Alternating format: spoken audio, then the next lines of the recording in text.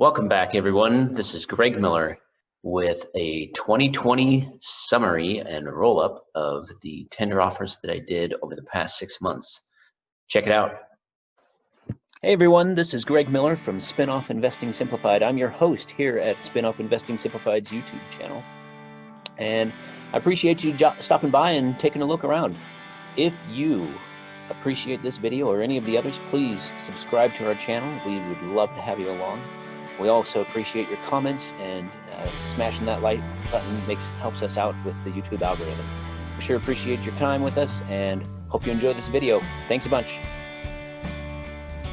So this week I'm pausing from my normal investing. I'm going to show you kind of what happened over the past 6 months and my opinion. Again, this is tender offers. This is a new thing for me.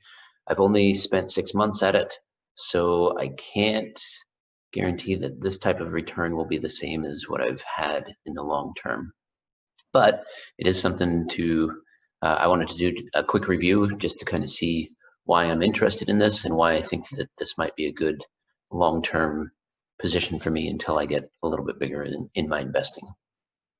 So the results are as follows. I participated in these specific tender offers. Some of them are completed, some of them are still partially invested in. So THL down to the Sandridge merger line, those 7 tender offers were completed. The returns varied from -11% to up to 20%. Now, there are a couple that started at that same time that I'm still in. For example, which one is it? Oh, the Ecolab. That one was the very first one that I got in on this one, and I'm up almost 54% on it. But that includes 186 shares that I currently still own in the tender that came out of this. So I still have 186 shares of ChampionX. That one is in an oil industry, or is in the oil industry, and so oil got slammed during the COVID thing. This may not be the best comparison going forward because oil is always cyclical anyway. I think this one was just kind of a lucky draw on that one. Some others that I think are interesting is I still have 2 CVRs for Phoenix and Tetraphase, and I'm currently in another one, and I'll make sure that this is posted. You guys can take a look at it. I'm currently increasing my position in Prevail, which has a very similar setup as the Phoenix and Tetraphase. Tetraphase, I got out of it. I pulled out enough to basically make it so that I have a no loss on it no matter what. So I got about 2% return with a potential, if all the CVRs completely pay out, of a 43% return. Phoenix, on the other hand, I wasn't able to do that. So I have 600 CVRs. My current value is down 10% with a potential of a 10% return. That one isn't nearly as nice as this Tetraphase one, but you know, I think it just is kind of how the cookie crumbles, you know. The last 3, AMC Networks, that one was a share repurchase, and this one was a good lesson for me to not use options to get in and out of it. I used some options on this that actually made it so that in reality my entry price for today would have garnered about a 34% or 35% return, but because I used options on it, I basically am at even right now. So not too pleased with my performance on that one. That's what you get for following a guy that you know, he's still learning and still trying to understand what's going on. And yeah, frankly, I was kind of a dummy on that one. The other 2, Atlas Consulting and Shift Technologies, these are both warrant exchanges, and I still have some money in each of them. The Atlas Consulting one, I've begun finishing up my position in it. I'm still pulling money out, but I have 200 shares that are still remaining in it. And with the current value of those 200 shares, you're looking at 30.56%. Shift, I'm up about 5%, but I'm still, I've got my full position in that one at this moment. So that one may change over the next couple of weeks, and I might actually have some pretty good returns out of it, but right now it's right there. I have done some reading on Shift. That one might be a good one to just hold long-term, because I kind of like the industry. I've invested in another company that does similar online sales of cars, but I really like what I'm seeing with the Shift Technologies business model and some of the acquisitions that they've made in conjunction of why this warrant exchange came up. So this one might be a good one. I learned about this, or at least part of the business that they applied, IAC, from a spin-off a couple of years ago, and I continue to watch this one because I think the double tender offer plus a spin-off in the prior years might be a good setup for a great return in the future.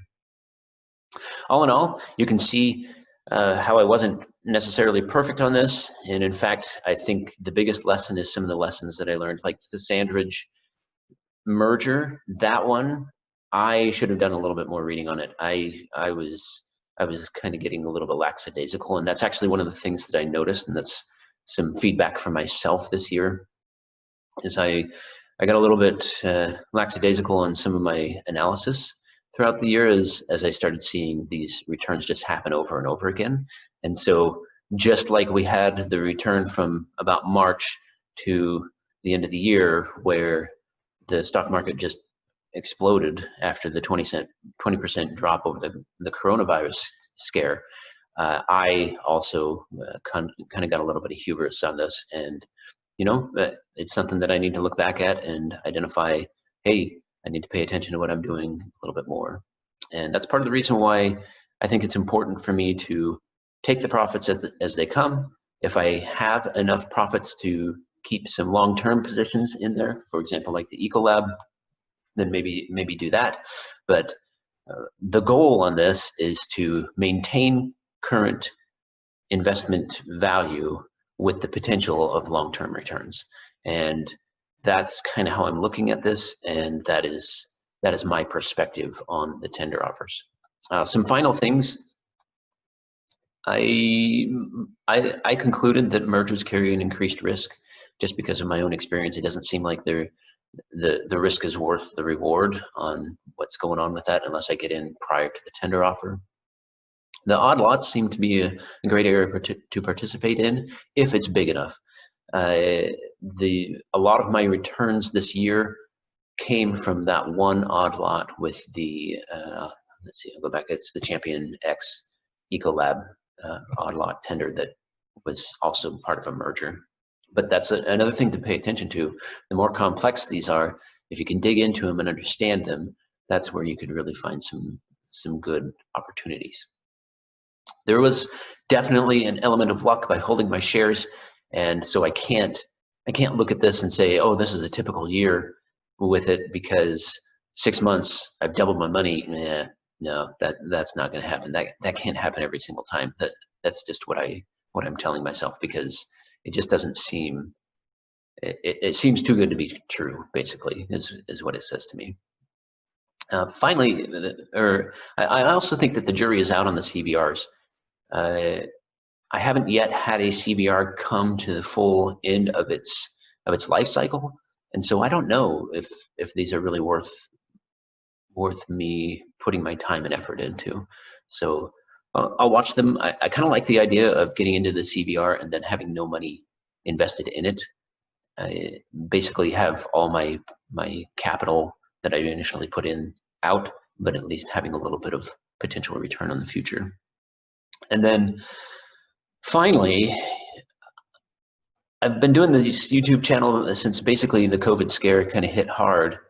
And I have to say, as for those of you that have subscribed, you are liking the videos and commenting, I have to tell you how much I appreciate your help with this, because it really has changed what I've seen on the YouTube algorithm based on what I'm doing with this.